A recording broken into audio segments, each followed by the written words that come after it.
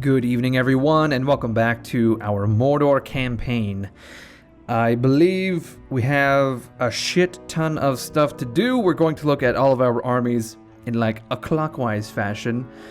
We'll act much like the hour hand in the clock, and we'll start at 12 o'clock with Dawn Death. Do you guys like this clock analogy? I feel like I could stretch it on for like a good solid 30 minutes.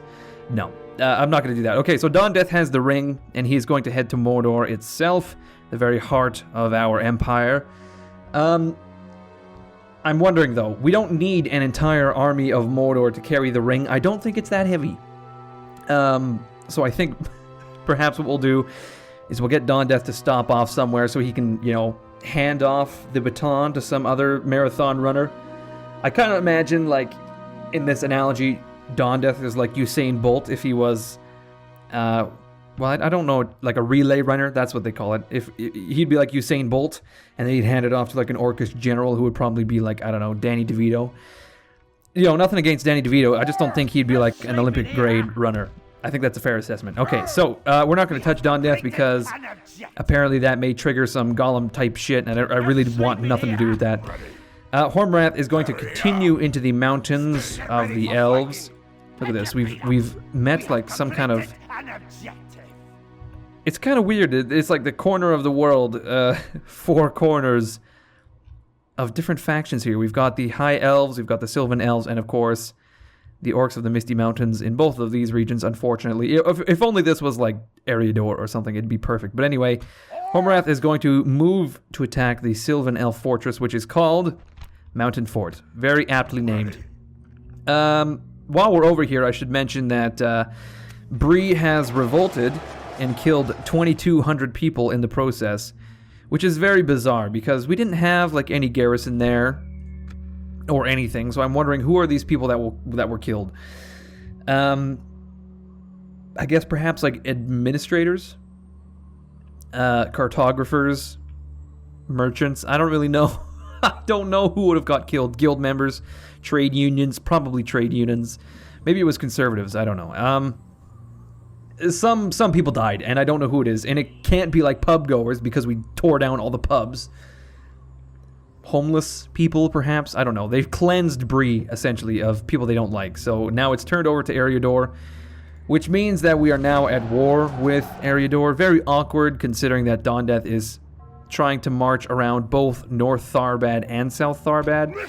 I didn't want to have to click him, but it looks like I may have to, because I was just concerned that he may have been stopped, like full stop, around Tharbad, but that doesn't seem to be the case. Anyway, we may as well extort these guys to the tune of 1250 for 4 turns, get a nice 5,000 gold deal here.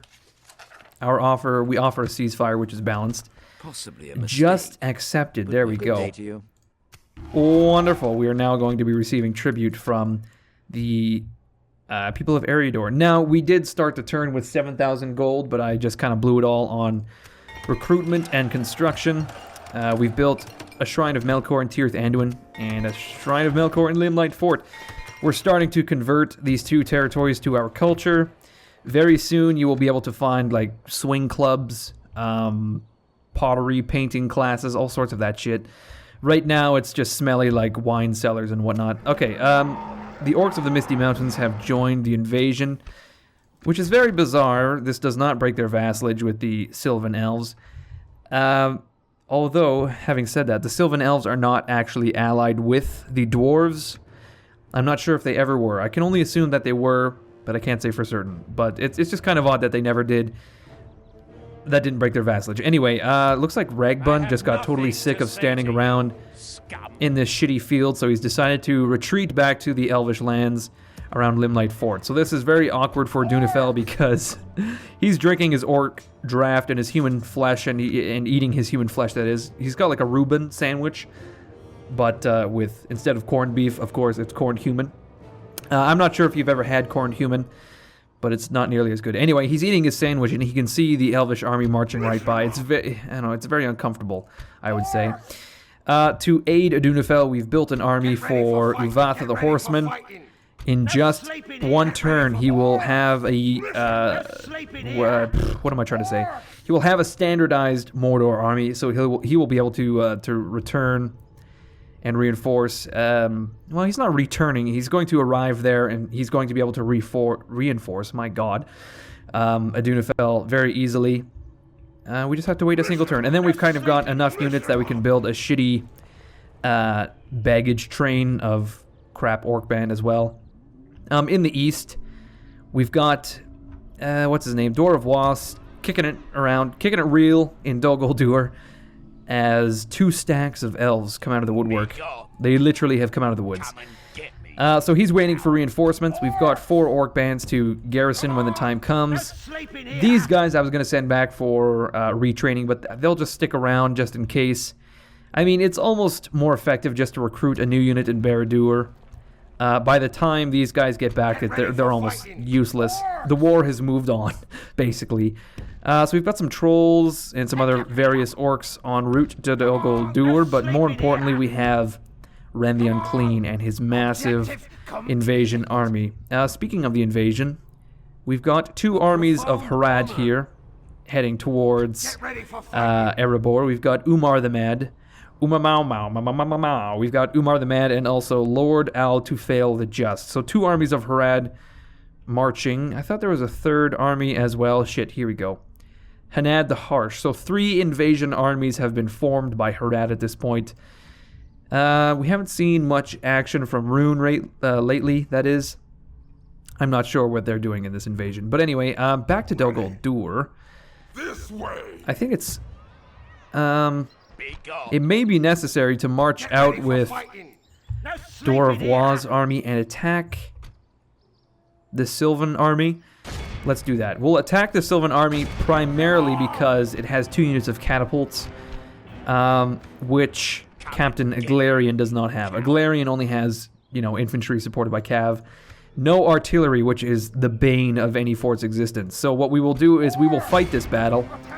I think I'm going to do it off camera though, because it is a small skirmish, but it is very necessary that I fight it manually. So I will tell you guys how it goes. When we come back, we'll execute and garrison Dol Guldur, and just see what Captain Aglarian does. Once his supporting army is destroyed, I'm pretty sure he's going to retreat, but it's hard to say. Anyway, as I said, I'll see you guys in just a few minutes. Well, that battle went quite well. I only lost like 350 orcs. I've managed to hold on to my Alakai. I didn't really lose too many spiders either. Did we lose any units there? I don't think so, but we're short a couple... We're short about 5 units in this army. 2 of them are here, of course, but... Anyway, we can head back to Dol Guldur and garrison, and we will merge some of these units here. I would rather have some units up to full strength so we can march out and attack if we need to. There we go. It's not too bad. Not bad at all. Okay, our relations with these Sylvan Elves are apparently abysmal. Can we retrain anything? Oh, shit. We can actually retrain the Great Spiders. I wonder, does this mean that, it must, because there's no way to give them armor or anything, I don't think. That's interesting. We can actually retrain our spiders in Dol Guldur. I didn't know that, or if I did, I must have at some point, but I've forgotten. I don't know. But anyway, yeah, that went pretty well. We destroyed an army of the Sylvans outside of Dol Guldur, and now we can continue on in our campaign. We may as well end turn because nothing else is happening. Here we go. Huh. Okay, so Ragbund wasn't retreating as much as I thought. It seems that he's actually going to besiege Limelight Fort, which puts Uvatha in an awkward position because now he has to form his army very quickly. Otherwise, we risk losing our good friend Adunafell in Limelight Fort. So what we're going to do is we're going to grab Uvatha. We are going to join the invasion, like so. Apparently against a neutral faction, I would not have thought. And we're going to head right into the zone of control for Limelight Fort, if we're able. I want to reinforce at this square, but I can't get there, so we'll just we will, I guess, stand right here. Oh, shit, there we go. Somehow we managed it, I don't know. Anyway, we're going to cram a few units into this little stack here. These guys are going to be my reinforcements anyway. Plus 2 Morning Guard, there we go. These units are for the army proper. We want the Uruks. I don't think we need the Orc Band or the Raiders, but they can join this little army. If Uvatha doesn't need those units, Adunafel certainly will. So, what I'm thinking is that Adunafel can give the catapult to... Sorry, Uvatha can give the catapult to Adunafel, because Uvatha has joined the crusade. He is, well, invasion. He's not going to be besieging too many targets. I think we'll use him to clear the field, so that Adunafel will have an easier time besieging and capturing territory. We have built some buildings. In Nurnen, we've got a Dark Temple of Melkor. We've got a Troll Breeder in the Black Gate. So on and so forth, which means that we can actually build a troll training ground. That's going to cost a lot though, 9,600 gold coins. We'll have to save up for that one. Holy shit, yeah, did we actually retrain our spiders? My god, we did, and they even got a weapon upgrade for some weird reason. Very bizarre, but I'm not going to argue. Oh shit, okay, well... Luckily, Luglun was able to spy on Captain Valdeglarian without actually getting killed. Shit, look at this. Bjorn's Halls and the Carrick. A large stony river island in the upper reaches of the River Anduin. Man, we are going to conquer all the way up the River Anduin. Just, I cannot wait. We've got Uvatha and Adunafel. I don't think I'm going to break the siege of Limelight Fort this turn. We're not going to have time for it. I think instead that battle will kind of be like the keystone of the next episode. Hormarath is looking like he's going to have a hard time getting into this fort. We've got Orcish armies blocking the way, and not only that, there's half a stack of Sylvans outside the fort and a full stack, well, another half stack, I should say, inside the fortress itself. How the fuck are we going to cross these mountains? That's what I want to know. This is tough. Maybe we can... Do we have our diplomat anywhere near? Can I help? Maybe we can talk to the orcs of the Misty Mountains and actually get an alliance / military access. That would be wonderful. That way we don't have to fight our way through the mountains. Actually, I don't know. Let's look at these orcs, see what they have. Maybe it'd be easier to bust through their territory first. And you know what? That would actually bring us out near where Adunafel and Uvatha are going to be, so it would actually kind of work out that... It would work out better if that was the case. I just don't think we're going to be able to capture the mountain fort with just Hormarath's army, not in the condition it's in. Okay, so I'm cramming these units here just because we're not going to need them in the city itself, and I'm not sure if I want to...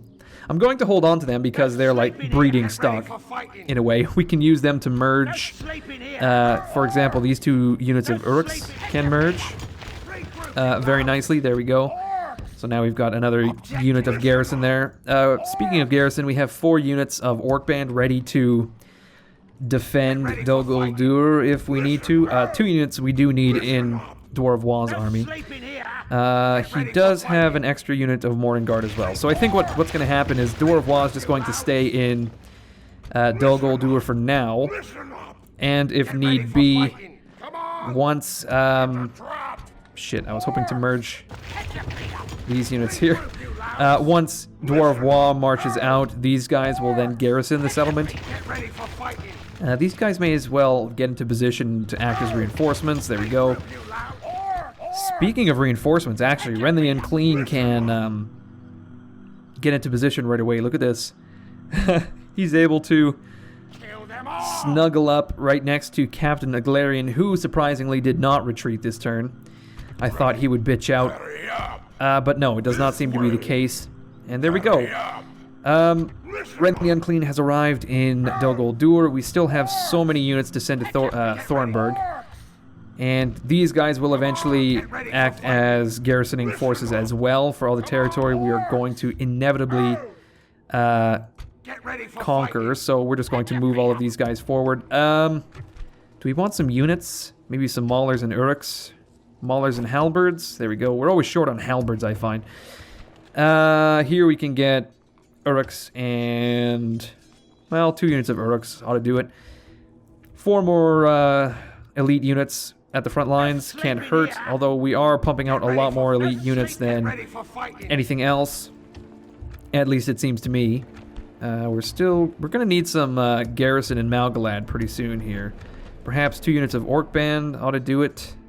I think we sent all of our shitty units to the front lines because we needed them, and now we're short. Oh shit, another Umar. Umar the Mad and Umar. I'm glad they made the distinction. There are, in fact, 2 Lord Umars in the Haradrim nobility. That's fucking wonderful. It gets confusing at banquets, though, because, of course, you've got Umar and Umar the Mad, and you can't really work that into conversation, so it's always just Umar. You say, Umar, can you please pass the salted pork? And Umar the Mad says, I'm made of bees! And he throws, like, I don't know, bread baskets down onto the floor, and the other Umar just rolls his eyes. Oh, jeez, Umar the Mad, you're making me look bad. Salted pork, as Gimli would say. Anyway, I think once again we're pretty much ready to end our turn. I don't know what else there is to do. Yeah, we won't break the siege of Limelight Fort right now. We will just suffer 1 turn of attrition. I don't think this guy's going to have the guts to attack us right away. So we really need not worry. Although, we could worry about Tirith Anduin. We are able to pump units into Woldburg and Entwade very easily from the rear. We're going to pump Woldburg from the rear, you guys. Edoras as well.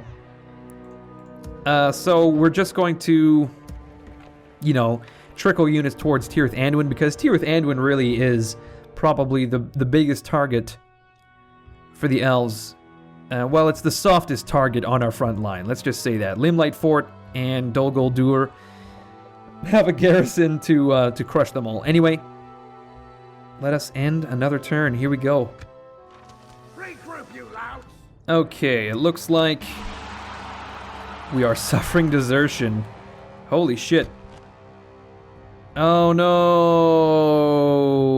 no! Shit. It looks like we've handicapped Hormarath's army by going the absolute wrong way. Shit. Okay, so we lost an Orc Band, 1 Halberd, 2 units of Morning Guard, Archers, Raiders, Maulers. We lost, like, a good portion of this army. And we're in, like, enemy territory. This is really bad. Oh, no. Well, that's quite unfortunate. How the fuck are we gonna... oh, my good golly. How the fuck are we gonna make it to... oh, shit, look at this. Sakal the Mad. A long-lost cousin of Umar the Mad, it seems. But how the fuck are we gonna get to Erebor? That's my concern. I didn't think that we would take such heavy desertion by, you know, taking this detour, but fuck me, was I wrong. So, Hormarath of Deer has a really shitty army, and I don't think he'll be able to break through these mountains now, unless we find some unknown back passage. Like, what is this telling us to do? Oh my god, it's taking us all the way through Rohan. Oh, what is this? Oh my god. I need to talk to those orcs. Those goddamn orcs of the Misty Mountains.